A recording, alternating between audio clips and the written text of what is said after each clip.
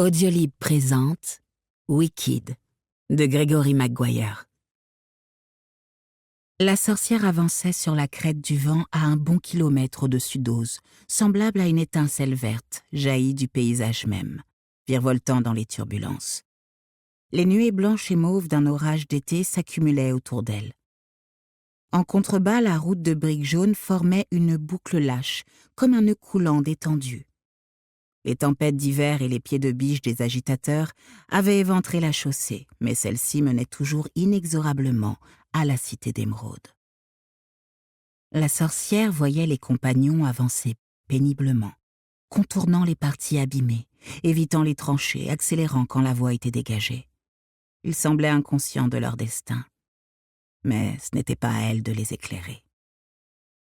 Elle se servait de son balai comme d'une sorte de balustrade, descendant doucement du ciel tel l'un de ces singes volants. Elle atterrit tout en haut d'un saule noir, parmi ses frondaisons.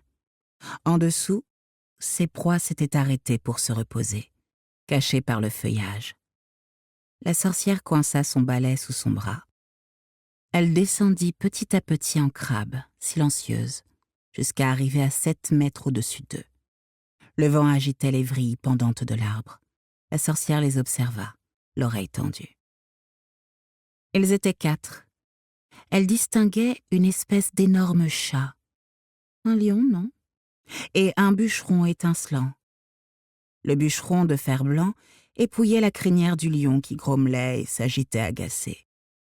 Un épouvantail animé flânait non loin de là, soufflant des pissenlits dans le vent. La fillette était invisible, derrière les rideaux du saule ondoyant. Bien sûr, à ce qu'on raconte, c'est la sœur survivante qui est folle, disait le lion. Quelle sorcière, une psychologie tordue, possédée par les démons, démente, pas jolie à voir. Elle a été castrée à la naissance, répondit calmement le bûcheron. Elle est née hermaphrodite, ou peut-être complètement masculine. Oh, toi, tu vois de la castration partout, dit le lion. Je ne fais que répéter ce qu'on dit, répondit le bûcheron. Tout le monde a le droit d'avoir un avis, reprit le lion d'un ton désinvolte. Elle a été privée d'amour maternel, à ce que j'ai entendu. Elle a été maltraitée dans son enfance. Elle était droguée aux médicaments qu'elle prenait pour sa maladie de peau. Elle n'a pas eu de chance en amour, reprit le bûcheron. Comme nous autres. Le bûcheron de fer blanc posa la main sur son sternum, comme s'il souffrait. C'est une femme qui préfère la compagnie des femmes, dit l'épouvantail en se relevant. C'est la maîtresse dédaignée d'un homme marié.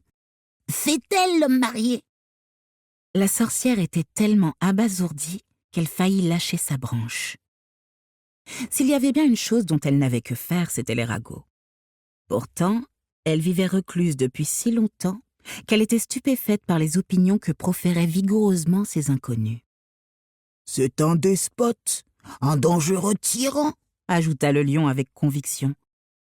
Le bûcheron tira plus fort que nécessaire sur un nœud dans la crinière. « Tout est dangereux à tes yeux, espèce de poltron. D'après ce que j'ai entendu dire, elle s'est fait le héros de l'indépendance pour les soi-disant Winkies. » Qui qu'elle soit, elle doit sûrement pleurer la mort de sa sœur, dit l'enfant, d'une voix trop profonde et trop sincère pour une personne si jeune. La sorcière en eut la chair de poule. « Ne va pas lui témoigner de la compassion. Moi, en tout cas, je n'en ai aucune. » renifla le bûcheron avec un léger cynisme. « Mais Dorothy a raison, » dit l'épouvantail. « Nul n'est sape au sagrin. » La sorcière était profondément irritée de leur considération condescendante. Elle fit le tour du tronc, s'étirant pour apercevoir l'enfant. Le vent se levait, et l'épouvantail frissonna. Tout en continuant à tripoter les tresses du lion, le bûcheron s'appuya sur lui. L'animal se laissa faire gentiment. « Tempête à l'horizon !» dit l'épouvantail. À des kilomètres de là, le tonnerre gronda. « Il y a une sorcière à l'horizon !» dit le bûcheron pour taquiner le lion. Effrayé, celui-ci alla rouler en gémissant sur la tête de l'épouvantail, et le bûcheron s'entassa sur eux. « Mes bons amis, devrions-nous nous inquiéter de cet orage ?» demanda la petite fille. Les vents qui se levaient agitèrent enfin le rideau de verdure, et la sorcière aperçut la fillette. Elle était agenouillée, recroquevillée sur elle-même. Ce n'était pas une délicate petite chose, mais une grande et saine fille de la campagne, vêtue d'une robe à carreaux bleu et blanc et d'un tablier. Un horrible petit chien tremblait de peur et gémissait dans son giron. « C'est l'orage qui te rend nerveuse. C'est naturel après ce que tu viens de subir, » dit le bûcheron. « Détends-toi. » La sorcière enfonça ses doigts dans l'écorce. Elle ne voyait toujours pas le visage de la fillette, juste ses avant-bras vigoureux et le sommet de sa tête avec ses couettes noires. Fallait-il la prendre au sérieux, ou bien s'agissait-il d'une simple graine de pissenlit soufflée du mauvais côté? La sorcière avait l'impression que si elle parvenait à voir son visage, elle aurait la réponse. Mais au moment où elle tendait le cou, la fille détourna la tête. « L'orage se rapproche, et vite !» Sa voix enflait comme le vent, tendue et enrouée, comme celle de quelqu'un qui sent monter les larmes.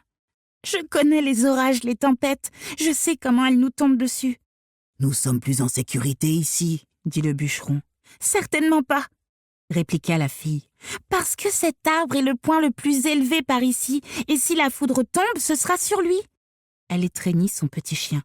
« N'avons-nous pas vu une cabane un peu plus loin? Venez, venez! Épouvantail, si jamais un éclair frappe, c'est toi qui brûleras le plus vite. Venez donc !» Elle se leva et se mit à courir gauchement. Ses compagnons la suivirent, gagnés par la panique. Au moment où tombèrent les premières grosses gouttes, la sorcière aperçut, non le visage de la fillette, mais ses chaussures, celles de sa sœur. Elles scintillaient même dans l'après-midi assombri. Elles scintillaient comme des diamants jaunes, des braises de sang, des étoiles d'épines. Si elle avait d'abord vu les souliers, la sorcière n'aurait jamais été capable d'écouter la fille ou ses amis. Mais elles étaient enfouies sous la jupe. Le besoin se fit de nouveau sentir. Les chaussures devaient lui revenir. N'avait-elle pas assez souffert? Ne les avait-elle pas méritées? La sorcière fondrait sur la fillette depuis le ciel et les arracherait de ses pieds impertinents. Si elle y arrivait.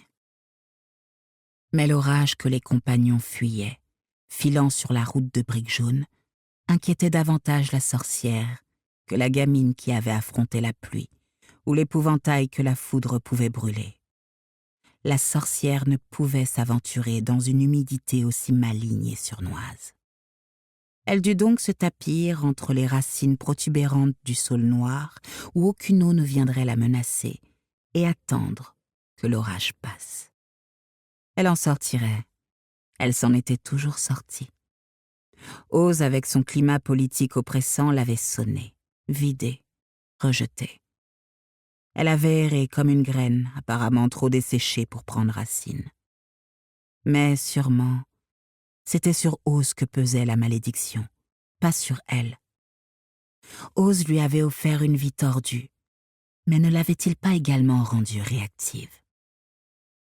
Peu importait que les compagnons se soient enfuis.